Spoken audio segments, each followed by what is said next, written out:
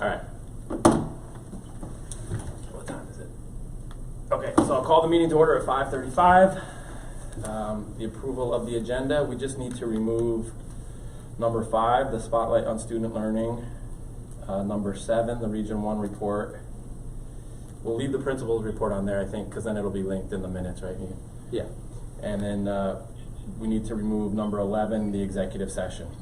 I'm sorry, can you repeat that? Number 7, number what? 11. 5, 7, and 11. 5, 7, 11. Thank you. So I'd accept a motion to approve the agenda with those changes. So second. Okay, thank you, Gonzo, and thank you, John. Any discussion? All those in favor? Aye.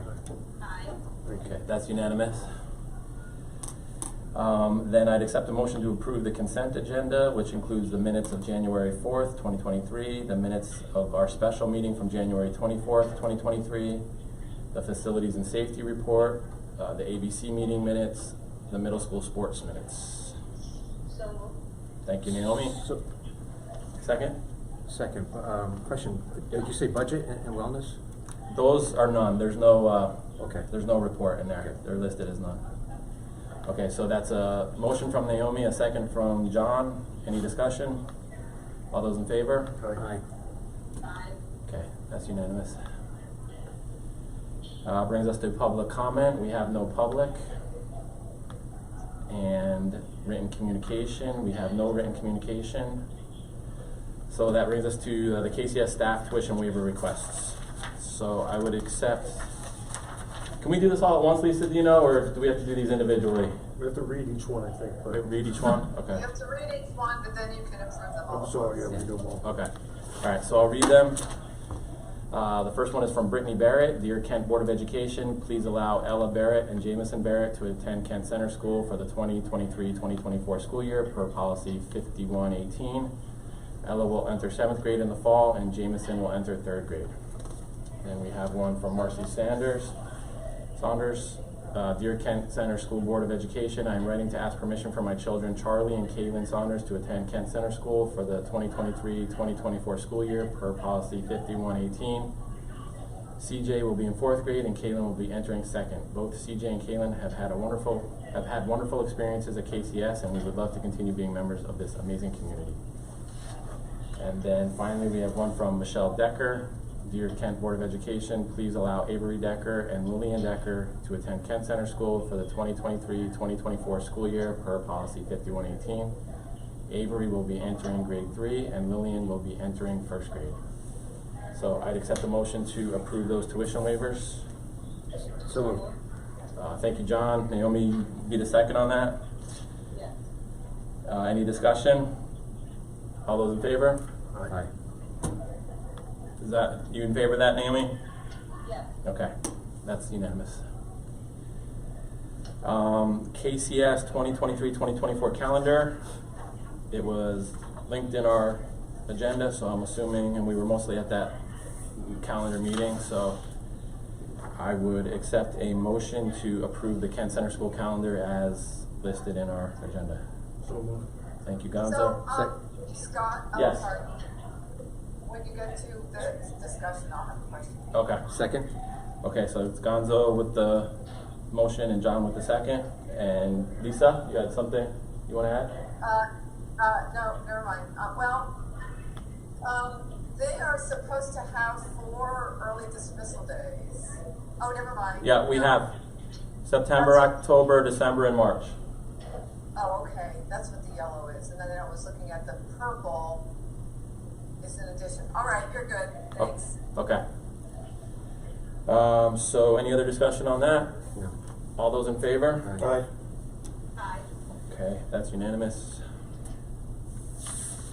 Then the last order of business, I just need approval, I think, from you guys.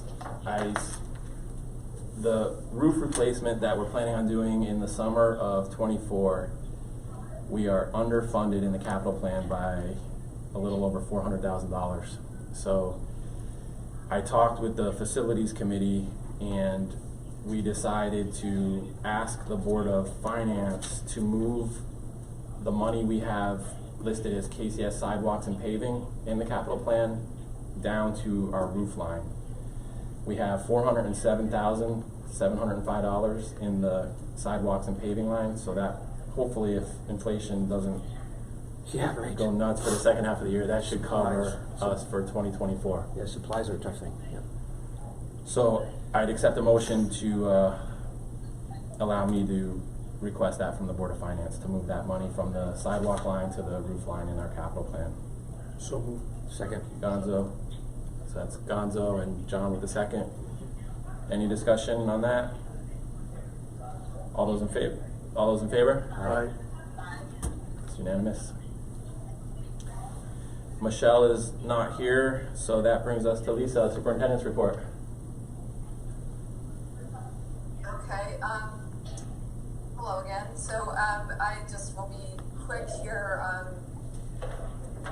Good news is this giant grant that Ed Advance has received for counseling support, and I'm meeting with them on Monday morning to understand how the onboarding process is going to work, but every school in Region 1 is going to have a 0.5 counselor or a social worker that the school can choose, which will be funded for the next 5 years.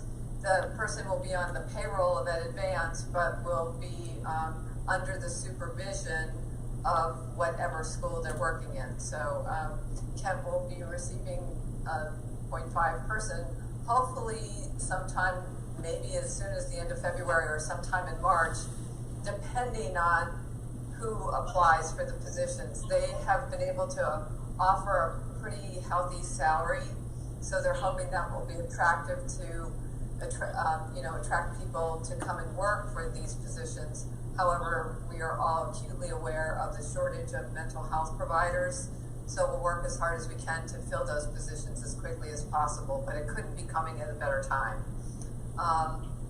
Sure. Because we're in the process of revising that curriculum, and so it will allow us to have more direct, the counseling staff that we, it will allow us to give more direct instruction in some of the areas where we're already providing direct instruction, and then also support our case management with individual students.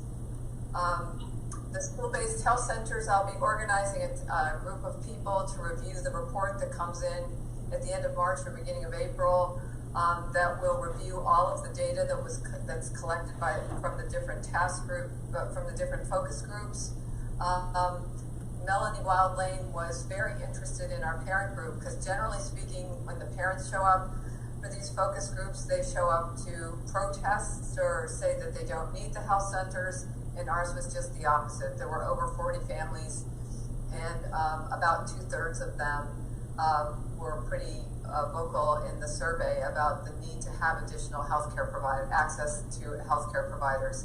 And I think in my report, I might have said that the focus groups, the parents said that they're either, many of them are having to travel long distances, or there are full practices, the provider practices are full.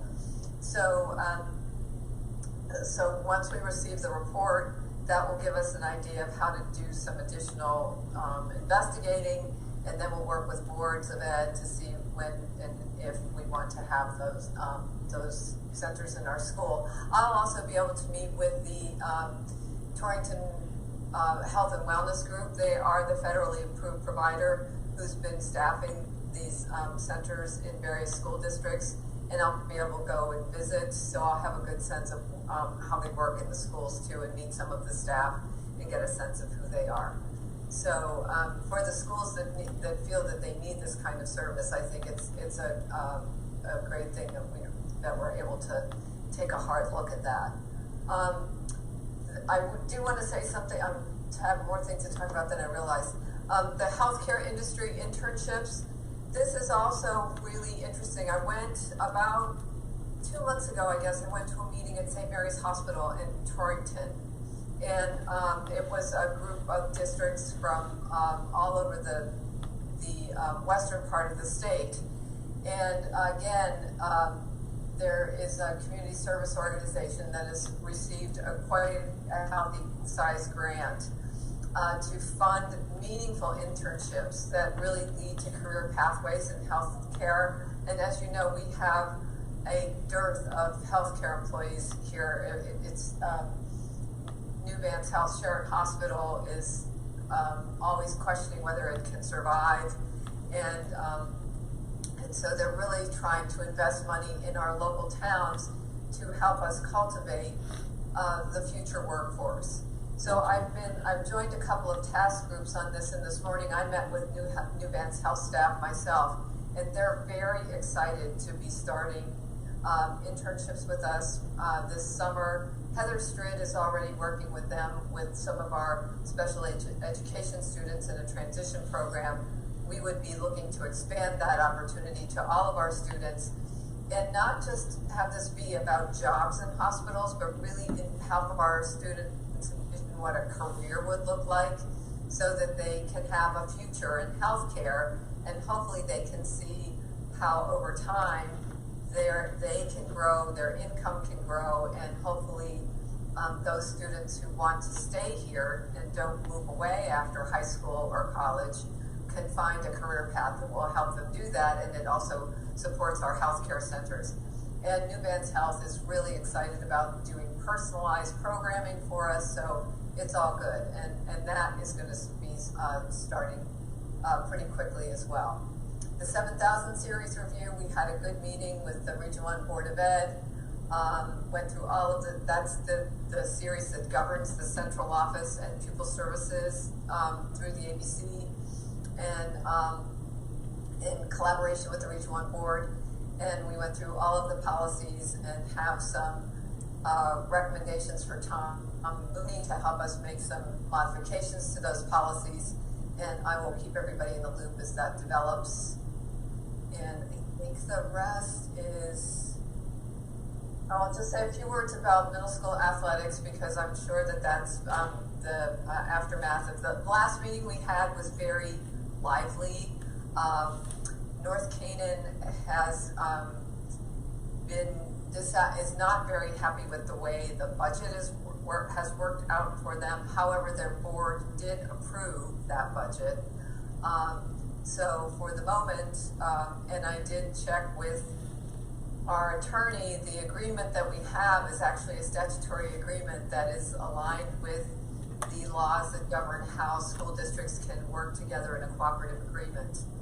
So we are bound by that, and if North Canaan wants to withdraw, they can do that, but they would be eligible to do that in the 24-25 school year. So, but what I'm really hoping is they'll decide not to, because we are making some significant changes in the fall. All of the fall sports will be at the high school. We had a great meeting today about activities. So we're going to expand those so that they are taking place Monday through Thursday. We're hoping that Art Garage will be 3 days a week. And then we will have activities that include coding, some robotics, 3D printing. There's going to be a water quality workshop that's environmentally aware, doing some work in the music studio, possibly something with filmmaking, and we'll be in touch with either Flying Cloud or the Science Museum to come and do some after-school science activities. So there'll be quite a bit more going on in the Sci-Tech Center. And then I think with everything being at the high school, we're hoping that the transportation times won't be so long. And then in the spring, we're going to host baseball at North Canaan to hopefully make that more appealing to North Canaan. And then we'll work with those families and reach out personally and see what else it is that we need to do to help stimulate their participation there. And at the end of the day, of course, if they want to withdraw, they can. So that's what happened at that meeting. And my goals are supposed to be linked in this document, but they're not. Oh, yes, they are. They're there at the bottom. So if anybody has any questions about those, I'm happy to answer them. How are we? Yeah, John here. How are we making out with the nonprofit? The enrichment? Yeah, the enrichment program. Sorry. Nonprofit enrichment, I have not been in touch with them, so Okay. I'll have to reach out with them and see how they're doing. Okay. We heard from them last month, right? Right, yeah. A little bit. I just wanted to know how I know it's a slow process and probably take about 2 years, but Yeah, I think the fundraising portion is gonna take a little bit, Yeah. you know, and I think they're just Right, getting started and on we have that, to get but, started with that. yeah. But it sounds like they're doing a lot of good work. Yeah, it's a big step forward. You got any questions, Gonzo? No? Lisa, I was just, that 0.5 counselor from Ed Advance, do you have any sense of if they do have trouble, because they're looking probably for their whole area, right? This grant is going to not just Region 1, it's to everybody in their area. If they did have trouble filling all those spots, do you have a sense of whether that is 5 years worth of funding when it, you know, from the time it starts, or does the clock start ticking now whether the position is filled or not? Well, we asked Jeff Kitchen that question when we had our big group meeting, and he wasn't sure, so I think that's one of the questions he'll answer for me on Monday. Okay. I mean, it might not, you know, be a question if they fill them quick anyway, but, and I don't, this is really not our place, I guess, but just as, you know, a side comment, I don't know if somebody should remind North Canaan that they can't pull out until, they would only be eligible to pull out of the sports program if they gave notice this year for the 20. That's what I just would have said. Yeah, Yeah, they they- have to give notice by June 30th of this year. This year. Or 24, 25. a year, Yeah. yes. Okay. I guess that's it, right? All right. Thank you, Lisa. And Janine, that brings us to you. Hello, folks. How are you? Oh, very well. I have a couple of updates on just some of the work that I'm doing.